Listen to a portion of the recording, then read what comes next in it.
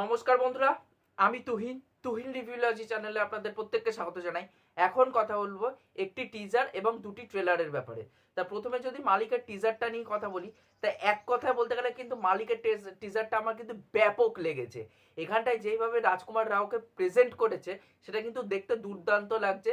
আমরা দেখতে পাচ্ছি 1988-এর এলাহাবাদের একজন গ্যাংস্টার, তারই উত্থানের গল্প এখানটায় বলা হচ্ছে। তো এখানটা অ্যাকচুয়ালিতে রাজকুমার রাও নিজেকে মানে নিজেকেই অ্যাকচুয়ালি হিরো বলে মনে করে এবং তার আশেপাশের লোকেরা তাকে কিন্তু ভিলেন বলে কিন্তু মনে করে।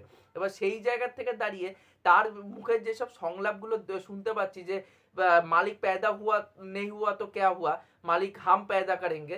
তা ওই যে ডায়লগগুলো বা একদম লাস্টে গিয়ে বলবে যে হিসকার, তারপর ও সে পেচ্ছাপ করবে, সেই জায়গাগুলো কিন্তু হিলেরিয়াস ছিল। সেগুলো দেখতে কোথাও না কোথাও খুব সুন্দর লাগছে এবং রাজকুমার রাওকে যেইভাবে প্রেজেন্ট করা হয়েছে তার যে ওই লুকটা সেটা কিন্তু খুব দুর্দান্ত লাগছে।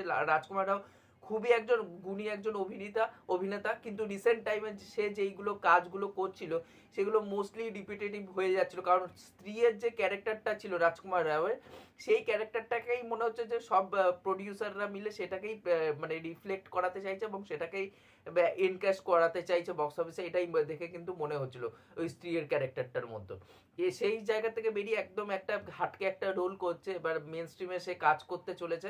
এবার দেখার সেরকম তাকে কিভাবে পুলকিত প্রেজেন্ট করে, কারণ পুলকিতের আগে নেটফ্লিক্সে একটা ভাগশাকের মতন কাজ সে করেছিল এবং ভাগশাকের কাজটা কিন্তু খুব রিয়েলিস্টিক ছিল, সেটা কিন্তু দেখতে কোথাও না কোথাও খুব ভালো লেগেছিল। এটা মাস মাসালা জোনের কাজ হতে চলেছে বা সেই জায়গা থেকে দাঁড়িয়ে কিভাবে রাজকুমার রাওকে প্রেজেন্ট করে এবং রাজকুমার রাও নিজের অরাটাকে কিভাবে থ্রু সিনেমার মধ্যে বয়ে নিয়ে চলে, সেটাই হচ্ছে দেখার। এবং এখানটা বুমবাদাকে অ্যান্টাগনিস্ট হিসাবে সিনেমায় দেখতে পারবো।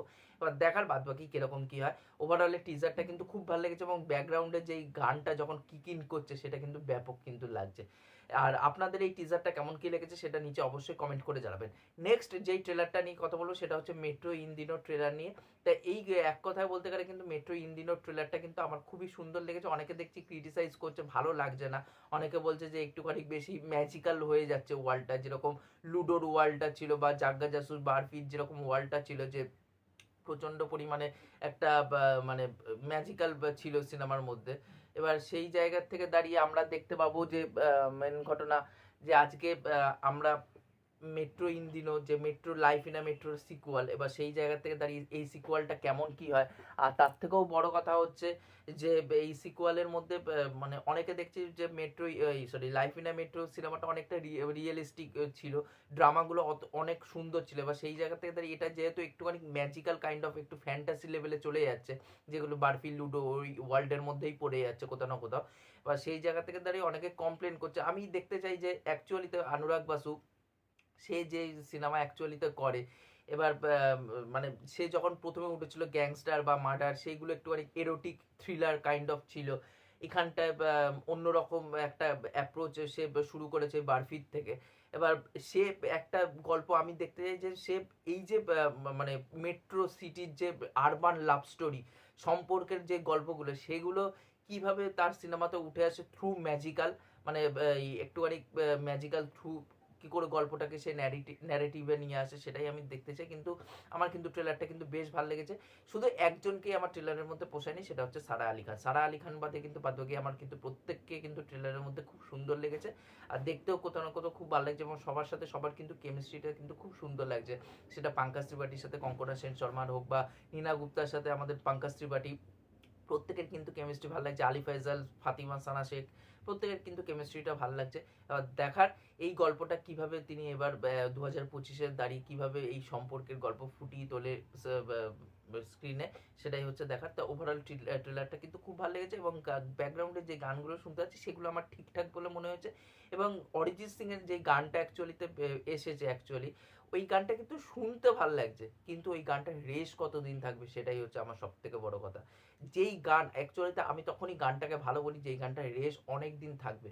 যেরকম লাইফ ইন আ মেট্রোর প্রত্যেকটা গান কিন্তু এখনো পর্যন্ত কিন্তু খুব সুন্দর লাগে, এখনো পর্যন্ত কিন্তু লুপে কিন্তু শুনে যায়। কিন্তু এই গানগুলো আর 2-3 বছর পর লুপে কি মানুষ শুনবে, সেটাই হচ্ছে সব থেকে বড় কথা। আর এই খানটায় দুইজনকে খুব মিস করছি, এক হচ্ছে কেকের ভয়েস আর এক হচ্ছে ইরফান খান। এদের দুইজনকে সত্যি খুব মিস করছি। এবার দেখার বাদ বাকি সিনেমাটা কিভাবে প্রেজেন্ট করে এখানটায়, সেটাই হচ্ছে দেখা। তো ওভারঅল ট্রেলারটা কিন্তু আমার খুব ভালো লেগেছে। নেক্সট যেই ট্রেলারটা নিয়ে কথা বলবো সেটা হচ্ছে রানা নাইডুর ট্রেলার। তা এখানটায় রানা নাইডুর সিজন 2 ট্রেলারটা ড্রপ করে দিয়েছে মেকার্সরা। তাই এক কথায় বলতে গেলে কিন্তু আমার এই ট্রেলারটা ঠিকঠাক একটা ট্রেলার বলে মনে হয়েছে। খুব এক্সট্রাঅর্ডিনারি না, আবার খুব যে খারাপ এখানটায় সেটা কিন্তু না। এখানটা দেখা হচ্ছে রানা নাইডুর ক্যারেক্টার মানে রানা দাগবতী, সে তার বউকে প্রমিস করেছিল যে সে আর এই গুন্ডাগিরি খুন খারাপি এগুলো আর করবে না, কিন্তু সেটা সে ভঙ্গ করছে এবং প্রমিস ভেঙে সে পুরোপুরি আবার সেই গুন্ডা খুন খারাপি এগুলোই সে করে বেড়াচ্ছে। এবং বাবা আর ছেলে যে ভেঙ্কটেশ এবং রানা দাগবতী এদের যে ক্ল্যাশটা সেটা ফার্স্ট পার্ট থেকেই স্ট্যাবলিশ করা ছিল, এখানটাও সেটা কন্টিনিউ হবে। সেটাও দেখতে পাচ্ছি যে তার অপোনেন্টের সাথে কিন্তু ভেঙ্কটেশ গিয়ে হাত মেলাচ্ছে, সেটা আমরা এখানটায় দেখতে পাচ্ছি। এবার দেখার বাদ বাকি কীভাবে প্রেজেন্ট করে। এবং আর্জুন রামপালকে কিন্তু এর নতুন থ্রেট হয়ে আসে এদের জীবনে, এবং এদের যে ফ্যামিলিটা যে অ্যাকচুয়ালিতে রানা দাগবতী তার বাবাকে দোষারোপ করতো যে তোমার জন্য আমার ফ্যামিলি ভেঙে গেছে, কিন্তু কোথাও না কোথাও এখন সেটাই হচ্ছে রিপিট যে রানা নাইডু মানে রানা দাগবতীর জন্যই কিন্তু এই ফ্যামিলিটা আবার কোথাও না কোথাও ভেঙে যাচ্ছে এবং তাদের পরিবারের নতুন থ্রেট হয়ে আসছে কিন্তু আর্জুন রামপালের ক্যারেক্টারটা। এবার দেখার বাদ বাকি কিরকম কি হয়। শুধু নেগেটিভ বলবো না, বাট একটা জিনিস আমি অ্যাড্রেস করতে চাই যে ফার্স্ট সিজনটা যখন এসেছিলো তখন ওখানটা রনেস একটা ছিল, গালাগালি খিস্তি হোক বা অ্যাডাল্ট জিনিসপত্র ইন্টিমেট সিনগুলো সেগুলো কিন্তু এত বেশি ছিল যার জন্য কিন্তু আন্ধ্রা তেলেঙ্গানার অডিয়েন্স কিন্তু ক্রিটিসাইজ করেছিল ভেঙ্কটেশকে, কারণ ভেঙ্কটেশের মূলত যেই অডিয়েন্সটা আছে সেটা হচ্ছে ফ্যামিলি দর্শক। সে যেহেতু ফ্যামিলি ফ্রেন্ডলি সিনেমা এতকাল করে এসছে, তার একটা ফ্যামিলির মধ্যে একটা ফ্যান ফলোয়িং আছে। এবার সেই জায়গা থেকে দাঁড়িয়ে সে এই কাজগুলো কীভাবে করে সেগুলোর থেকে জন্য কিন্তু ক্রিটিসাইজ করা হয়েছিল। এবার কিন্তু তার জন্যই আমার যা মনে হচ্ছে কিন্তু ট্রেলার লেভেলে কিন্তু সেই যে খিস্তি হোক বা ইন্টিমেট সিন হোক সেগুলো কিন্তু দেখতে কিন্তু পাচ্ছি না। আমার যা মনে হয় হয়তো থাকবে বাট সেটা কম পরিমাণে। এবার কারণ যেহেতু ক্রিটিসাইজ হয়েছে ফার্স্ট সিজনের রানা নাইডু সিরিজটা ভেঙ্কটেশের ক্যারেক্টারটাকে নিয়ে, তা দেখার বাদ বাকি কীরকম কী হয়। ওভারঅল ট্রেলারটা কিন্তু এই ট্রেলারটা কিন্তু আমার ঠিকঠাক বলে মনে হয়েছে, খুব এক্সট্রাঅর্ডিনারি নয়। এবার দেখার বাদ বাকি এই ওয়ার্ল্ডটাকে কারান আনসুমান কীভাবে প্রেজেন্ট করে। আর তার থেকেও বড় কথা হচ্ছে কারান আনসুমানের উপরে কিন্তু আমার সত্যি মানে ভরসা আছে। সে কিন্তু বা সে যেই গল্পগুলো অ্যাকচুয়ালি বলে ইনসাইড এজ কাজটা যদি দেখেন আইপিএল এর যে ভিতরের দিক পত্রগুলো পলিটিক্সটা যেভাবে উঠে এসেছিলো সেগুলো দেখতে কোথাও না কোথাও খুব সুন্দর লেগেছিলো। এবার দেখার বাদ বাকি কীরকম কী হয়। এই ছিল আমার ওভারঅল বক্তব্য। আপনারা কোন ট্রেলার এবং কোন টিজারটা সব থেকে বেশি ভালো লেগেছে সেটা নিচে অবশ্যই কমেন্ট করে জানাবেন। আর এই ভিডিওটি ভালো লাগলে অবশ্যই লাইক শেয়ার সাবস্ক্রাইব করে পাশে থাকবেন, তাহলে মোটিভেশন পাবো নতুন নতুন ভিডিও বানানোর জন্য। এখনকার মতন টাটা বাই।